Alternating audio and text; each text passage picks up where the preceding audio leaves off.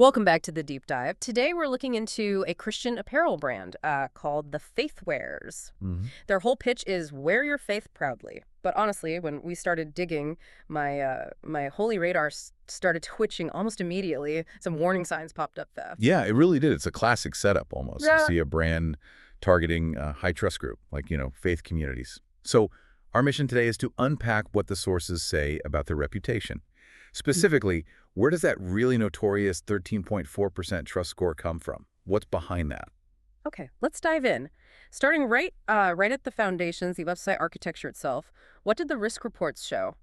Well, the technical red flags were pretty much immediate, big ones, like the domain age. It was only registered in April 2025, brand new, basically, almost no history. Wow, April 2025. That's really recent. Exactly. And on top of that, the ownership details are completely hidden. That opacity, it's a classic sign of a high-risk setup, Hmm. designed to maybe disappear quickly. So easy to fold up shop and vanish before anyone catches on?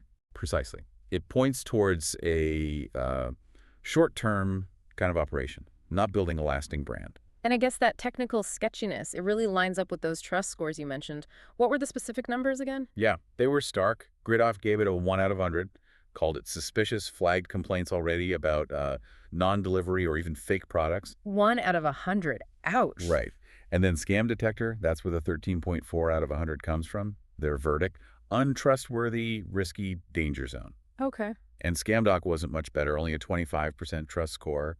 They specifically cautioned about, the new domain and that hidden ownership we talked about. So the back end is shaky, the trust scores are terrible. How does this, translate to the actual customer experience? Let's look at their policies. They mention a 30-day return window, which sounds okay at first glance. It sounds standard, yeah. But the fine print, that's where they get you. Our sources noted the customer has to pay for all return shipping costs. Ah, so if it's a cheap item like a t-shirt, you might just not bother returning it because shipping costs almost as much. Exactly. It discourages returns right there. But it gets a bit more concerning with defective or wrong items. You have to contact them within only 7 days, provide photos, all that. Okay, fine. But the refund processing, Let me guess, there's a catch. a big one. It can take up to 14 business days, but that clock only starts after they supposedly received the returned item. Okay, I think I see where this is going. Right. It creates this perfect loophole. A, let's say, less than honest seller operating from maybe a temporary address or P.O. box could just claim, oh, we never got it back, or admin error. And then just stall the refund indefinitely. Wow. Exactly. Plausible deniability built right in. And regarding payments, they do list PayPal, Visa, MasterCard. Which normally offer some protection, right? They do, but sometimes that's used almost like a decoy. Scammers know people feel safer seeing those logos. But the actual back-end process, the way they handle disputes or delays, it's still set up so the seller can essentially stonewall you. Mm. And the actual user reports we found seem to back all this up, sadly. What were people saying? It wasn't good. We saw reports of orders just, well, never arriving at The all. no thing. Just took the money. Seems like it in some cases. Yeah. Or people received items that were clearly cheap knockoffs, like really bad material, wrong sizes, or even designs that looked nothing like the photos online. Yeah. One specific story mentioned their shipping cost actually doubled after they placed the order. Doubled. Mid-order. Yeah. And then they waited about a month only to receive this poor quality shirt that was basically unusable.